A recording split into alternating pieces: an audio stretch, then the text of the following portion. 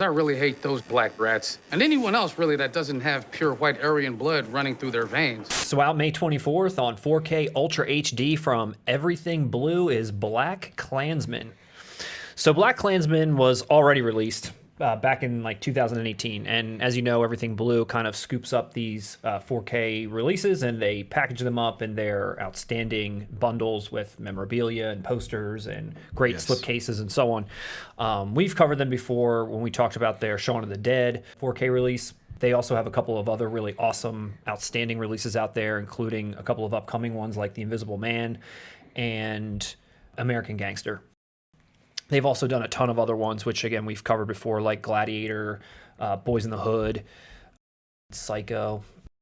Casino was outstanding. Yeah, that looks really great. So at the time when it came out, it did have a standard and a Steelbook edition, and here you're getting the Steelbook that's going inside of their collectible packaging. This edition's limited to 850.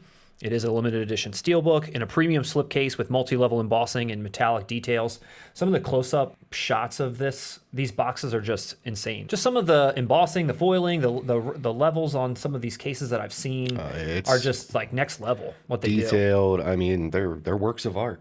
No, they're really incredible. The items that you get inside of them are always really high quality, but I think what I always just go back to is the packaging. That's the thing that you're getting and putting on your shelf. That's the thing when you pull out and you look at it, that's what you really want to have, something that's nice and sturdy and great to look at, and they always have something like that. So with this set, there's, again, the premium slipcase, but then you're also getting 7 art cards, a Polaroid collector's card, a poster, a photo booklet, plastic numbering card, a numbered sticker, and there's a blue and a 4K version.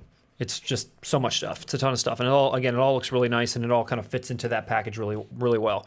I've seen this movie before. I know you have too. It's a solid Spike Lee film, not his best, but what's your take?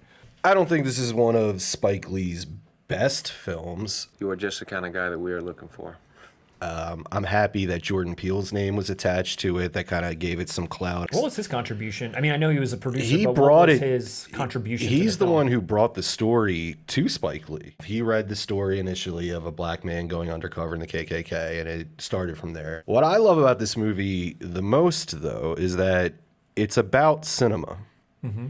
From the very opening, you get Gone with the Wind. You get discussions about blaxploitation. You get discussions of how African Americans are portrayed in film in general with this film. And it's doing it within the movie itself by even referencing other films, showing other films. Look, Spike's a great filmmaker, man. You could watch this movie in so many different ways, just like most of his films. For sure. No, it's very good. He knew what he was doing. I think he did a great job, and he got really great performances out of these characters. I mean, I don't know. He always gets great performances. I mean, that's Spike. I don't know if that's so much his direction or it's just people like knowing what they're getting into on a Spike Lee production. It's probably both. But well, you got Adam Driver. That's my fucking business. Solid. Adam Driver's Topher always Grace, good. solid. I'm a Topher Grace fan. I think he's great in this movie. Perfectly cast for David Duke. And I want to thank you.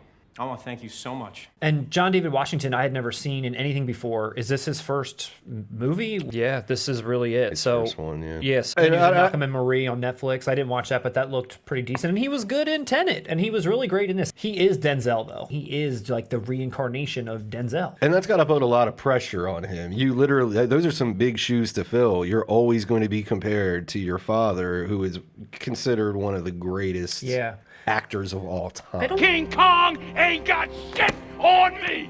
Well, I just like how it's cyclical, because if you look back on Denzel's career, when Denzel started to break out, who was he working with? Spike, Mo Better Blues, Malcolm X, over there, and he keeps going back. He Got Game, Inside Man. I mean, they keep working together. So I think it was nice to see his son in the lead role in a Spike Lee film. What's your take on, after basically the story's wrapped, there is sort of like a immediate flash of current day, modern day news. It's incredible for the same reasons I just described of why I think it's about cinema. And they show you this sort of like sitcom-ish ending in that bar. Then what does it do to you in the last minute?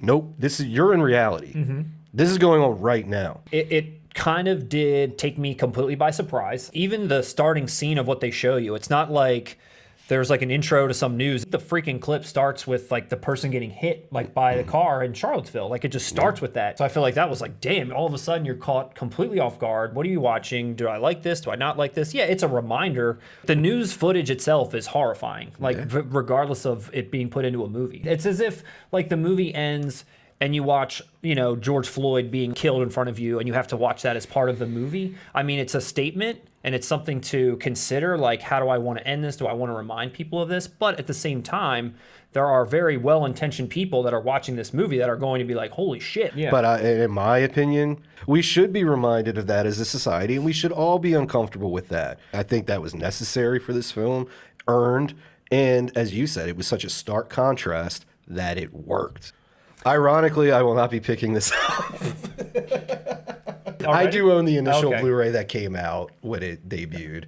When you look at like this kind of company in regards to, let's say, someone like a Zavvi who's got like the financial power to just churn stuff out, like this group right here, they haven't put that many releases out. You know, they don't probably have that backing, but as they're slowly putting them out, they're giving you something that is far exceeding what someone like Zavvi is putting out. It's like mass produced versus like mom and pop, and the price that they're charging for this, which is around like 60 something bucks, you're getting more than what you'd be getting if you were paying that same amount at a place like Zavvi, for sure. The quality is there. And let me clarify, me not picking this up is not a statement on the film.